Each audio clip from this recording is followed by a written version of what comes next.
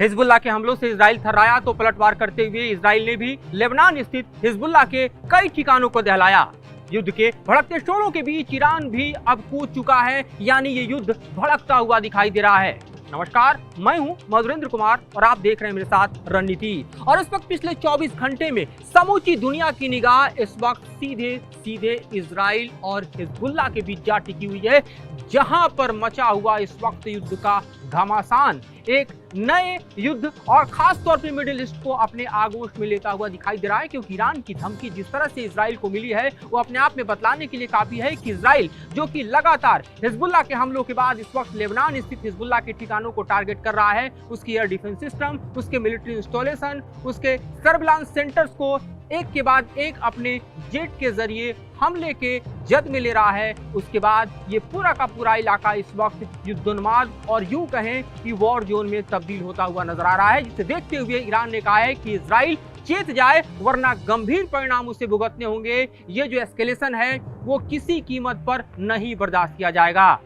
आप जानते हैं कि गोलान हाइट्स स्थित जो हमला है दरअसल हिजबुल्लाह ने किया, उस हमले में इजराइल के 12 बच्चे मारे गए। हालांकि हिजबुल्लाह ने कहा कि इस हमले की जिम्मेदारी वो नहीं लेता है, ये हमला उसने नहीं किया है, लेकिन इजराइल का कहना है कि तकरीबन 30 प्रोजेक्टाइल जो है वो लेबनान की तरफ से हिजबुल्लाह की ओर से आए और उनमें से एक उस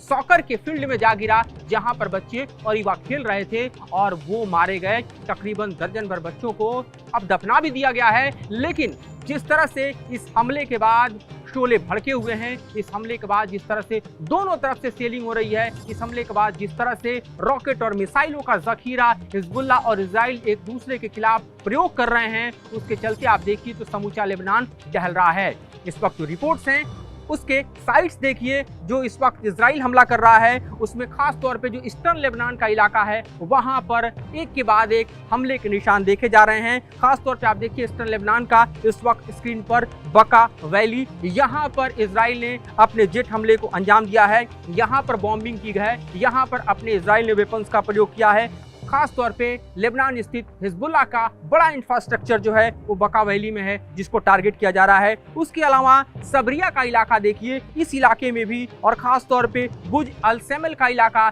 जहां पर हिजबुल्लाह के बड़े ठिकाने हैं, उसको भी इजराइल ने टारगेट किया है। साथ ही आप देखिए जो साउदर्न सिटी है टायरे, उसके आसपास भी इजराइल के हमलों के निशान आपको स्क्रीन पर दिखाई दे रहे हैं। और उसके अलावा देखिए जो खास तौर पे कफर लीला और कफर तिला, ये जो विलेज इलाका है जो कि रेबल थेल्कियान और साथ ही खियाम और टायरे और हरफा की तरफ देखा जा रहा है, वहां पर भी इजराइल ने बड़े हमले को अंजाम दिया है। और इस तरह से इजराइल कह रहा है कि वो हिजबुल्लाह के हमलों का पलटवार कर रहा है। गोलान हाइट्स का इलाका देखिए, जहां पर दरअसल ये हादसा हुआ, ये पूरा इलाका ऐसा है जो कि सीरिया से खास तौर पर इजराइल ने अनेक्स किया है। गोलान हाइट्स का जो समूचा इलाका आप देख रहे हैं, यहाँ पर तकरीबन 20,000 की संख्या में अरबी पॉपुलेशन है, वहीं 50,000 की संख्या में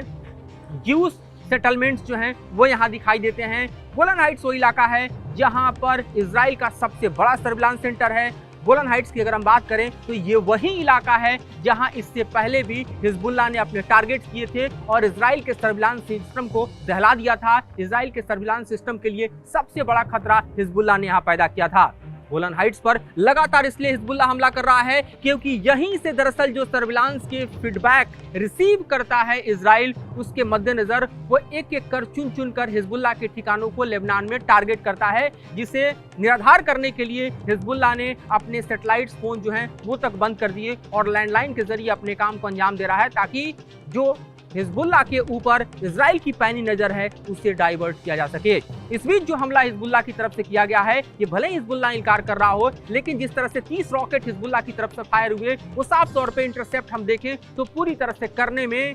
इजराइल का आयरन डोम एक बार फिर नाकाम रहा और इसी के कारण उसमें से एक रॉकेट जो है वो जाकर गिरता है और उससे दहल जाता है इजराइल का इलाका। इजराइल के इस इलाके पर भी आप गौर करें तो खास तौर पे आपको गोलान हाइट्स का इलाका दिखाई देता है, जहां पर मजदल शाम का इलाका है, यहीं पर एक घटना होती है। इस घटना में हम साफ तौर पर देख रहे हैं कि किस तरह से इलाका जो है वो दहलता है। अप्रॉक्स आप समझिए कि 30 प्रोजेक्टाइल्स जो हैं उसको क्रॉस करते हुए देखा जा सकता है। उन्हीं में से एक सॉकर फील्ड को हिट करता है और उसके बाद ये घटना अपने आप में कहें तो पिछले 9 महीने में इजराइल पर हुए अब तक के सबसे बड़े हमले में से कहा जा सकता है, क्योंकि 7 अक्टूबर को जब हमास ने इजराइल को दहलाया था, उसके बाद सबसे बड़ी जनहानि अगर किसी हमले में हुई है इजराइल को, तो इसी हमले में हुई है, जिसमें एक साथ दर्जन भर बच्चे और युवा मारे गए हैं। और ये कह सकते हैं कि इजराइल के लिए काटो तो खून नहीं, इजराइल के लिए जलती चिंगारी से कम ये हमला नहीं, और इसीलिए इजराइल बौखलाया हुआ है। अमेरिका भी इजराइल के टूर में सुर मिलाता दिखाई दे रहा है, क्योंकि ब्लिंकन के बयानों को देखिए तो ब्लिंकन कह रहे हैं कि ये हमला किसी और नहीं बल्कि हिजबुल्लाह ने किया है। हिजबुल्लाह कह रहा है कि ये मिसफायर किसी और का नहीं बल्कि इजराइल के अपने आयरन डोम सिस्टम का है, जिसका एक रॉकेट जो है कुछ इस तरह से आके गिर गया। दूसरी तरफ इस गोलन हाइट्स के समूचे इलाके को देखिए तो एक तरफ आपको इजराइल, दूसरी तरफ लेबनान, तीसरी तरफ आप देखिए तो सीरिया का इलाका आपको दिखाई देता है, और चौथी तरफ जॉर्डन का इलाका दिखाई देता है। यानी स्ट्रेटेजिक पॉइंट ऑफ व्यू से ये इलाका काफी मायने रखता है, जिस पर इजराइल ने कब्जा कर रखा है सीरिया के हाथों से। और ये वही इलाका है, आपको भूलना नहीं चाहिए, जहां से इजराइल ने अपने F-35 विमानों के जरिए सीरिया के दमिश्क स्थित ईरान के जो वाणिज्यिक दूतावास है उसको टारगेट किया था और ईरान के सुपर कमांडर को मार गिराया था, जिसके बाद ईरान और इजराइल के बीच जंगी हालात पैदा हुए थे। और तब ईरान ने तकरीबन 200 से ज्यादा अपने ड्रोन और मिसाइलों के जरिए इजराइल पर हमला किया था, जिसे निस्तेनाबूद करने के लिए या निराधार करने के लिए, उससे बचने के लिए इजराइल ने न सिर्फ अमेरिका और यूके बल्कि खास तौर पे इजिप्ट को भी अपने साथ खड़ा किया था। और तब जाके एक पूरा का पूरा अम्ब्रेला जो है वो क्रिएट हुआ, जिससे ईरान के हमलों से इजराइल बच पाया था। लेकिन अब बढ़ते तनाव के बीच हालात और बिगड़ते जा रहे हैं, और ख़ास तौर पर देखिए कि पिछले एक हफ्ते के भीतर हिजबुल्लाह और इजराइल के बीच का जो पूरा जंग है वो नया मोड़ लेता हुआ नजर आ रहा है। हिजबुल्लाह बेहद खतरनाक तरीके से इजराइल को टैकल कर रहा है, और इजराइल का आयरन डिफेंस सिस्टम हिजबुल्लाह के हमलों के आगे दम तोड़ रहा है। क्योंकि आप पिछले 3-4 बड़े हमलों को देखिए तो इजराइल के कई मिलिट्री इंस्टॉलेशन को टारगेट करने में हिजबुल्लाह ने कामयाबी हासिल की। इतना ही नहीं बल्कि हिजबुल्लाह का जो ड्रोन है, सर्विलांस ड्रोन है, वो इजराइल के मिलिट्री और एयर डिफेंस जो इंस्टॉलेशन हैं या फिर एयरफोर्स के इंस्टॉलेशन हैं उन सब की मैपिंग करने में कामयाब रहा, डीप पेनिट्रेट करने में कामयाब रहा, और एक के बाद एक 3 वीडियो हिजबुल्लाह ने जारी करके बता दिया कि उसके निशाने पर किस तरह से इजराइल का समूचा डिफेंस सिस्टम है और साथ ही उसके डिफेंस नेटवर्क हैं। और ऐसे में इजराइल के लिए अब हिजबुल्लाह को टैकल करना कितना मुश्किल हो रहा है, इससे आप समझ सकते हैं। इन परिस्थितियों के बीच ये भी जानना आपके लिए बेहद जरूरी है कि पलटवार करते हुए इजराइल ने एक बार फिर गजा स्ट्रिप पर बड़ा हमला किया है, और वहां पर इजराइल के हमलों में तकरीबन आप समझिए कि 15 से ज्यादा बच्चे मारे गए हैं, 30 से ज्यादा अन्य लोग मारे गए हैं। तो अभी हमास के खिलाफ इजराइल अपने जंग को गजा की जमीन पर समेट नहीं पाया है, और हिजबुल्लाह कुछ इस तरह से इजराइल के लिए एक नया चैलेंज पेश कर रहा है।